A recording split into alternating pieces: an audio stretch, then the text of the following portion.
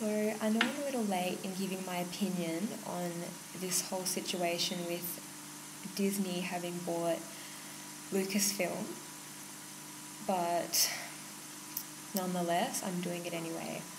So one thing that I keep hearing is that people are really shocked that it only sold for like 5 billion instead of 7 billion, which is what Pixar was, around that figure.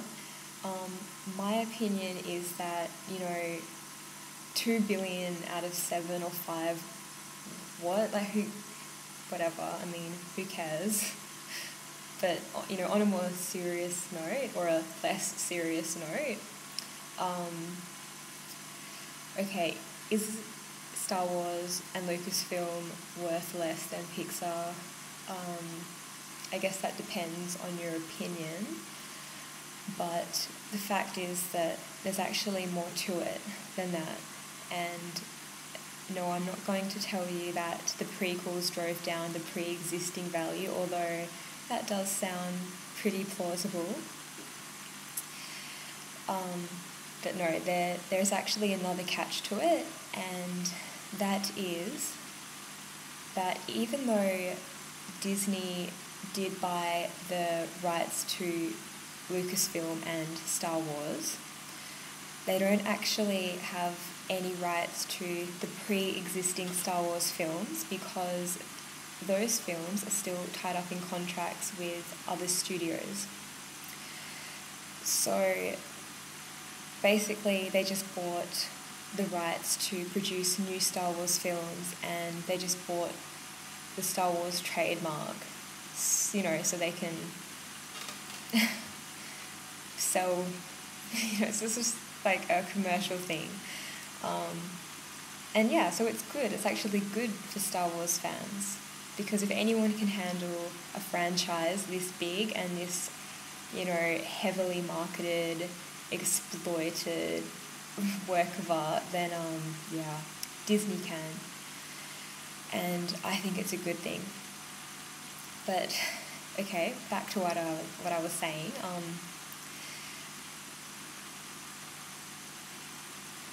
So no, the old Star Wars films will not be re-released in the cinemas or, on some box set with the new Disney films or anything, which a lot of people are saying. No, that's not going to happen because Fox Studios still owns all the Star Wars films until 2020, and it owns Star Wars Episode 4 in perpetuity, so that's basically forever.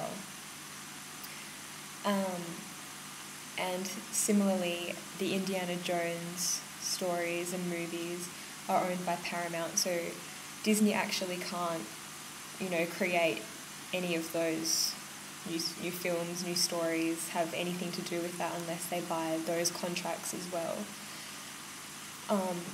And I doubt they will be doing that anytime soon because of, Star Wars in itself, that's a huge project to take on, and yeah, they can deal with the other stuff later.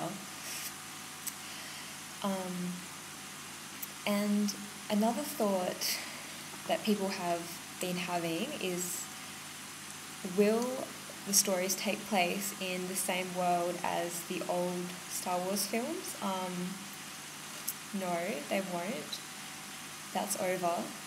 George Lucas himself said that, and yeah, all those fan-written books and everything, that's not official at all, and it never took place in the Star Wars universe.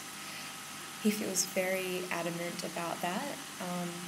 Those stories involving Luke Skywalker and Darth Vader and all of that, that was his work of art, and he doesn't want anyone else to mess with it more so than he already has.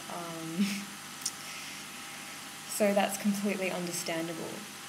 He's like George R.R. Martin in that way, in that, George R.R. Martin hates fan fiction, which I can see that. because of kind of like copyright issues or whatever. Like he thinks that people should use their imagination to come up with new ideas, you know, new characters, new worlds, which makes sense. And yeah, George Lucas I think he kind of has similar views, but in a different sense. Like he very much feels that his story is his own, and yeah. So no, the new Disney films, they're not going to have anything to do with those old stories. I mean, they'll still take place in the same universe and everything, but it'll be new characters and a new timeline, which is exciting. And and will that work out? Yeah, I think it will, because well, basically, like, the marketing is completely done for them, even though they are introducing new elements to the stories.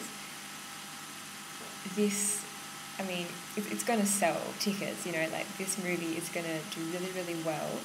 And I mean, they know how it works. You guys are all going to go see it, face it. The marketing is done for them, so they're not going to have another like box office bomb like they did with John Carter.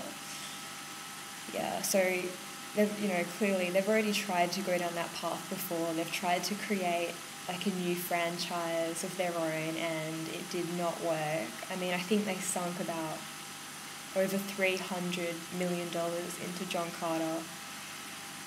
I mean, to them, that's nothing, screw them, right? But, whatever. So they just thought, why don't we just buy Star Wars, like everyone will come and see that. And yeah, they're right. They won't lose any money on that.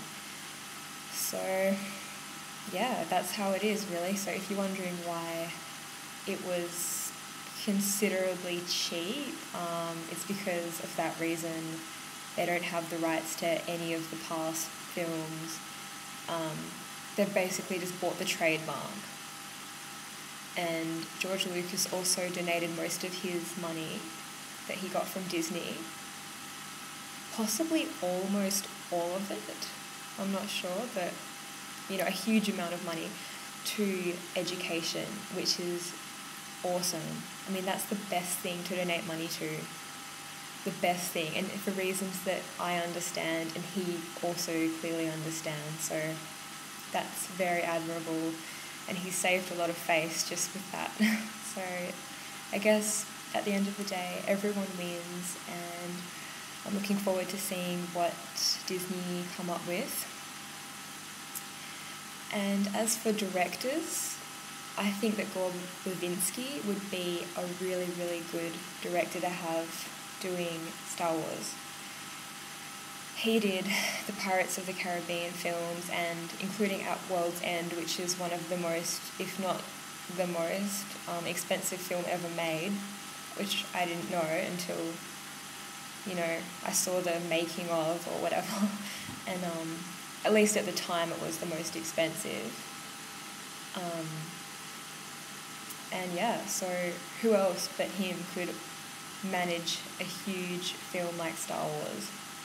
So yeah, it'll be interesting to see if Gore Verbinski does end up directing it.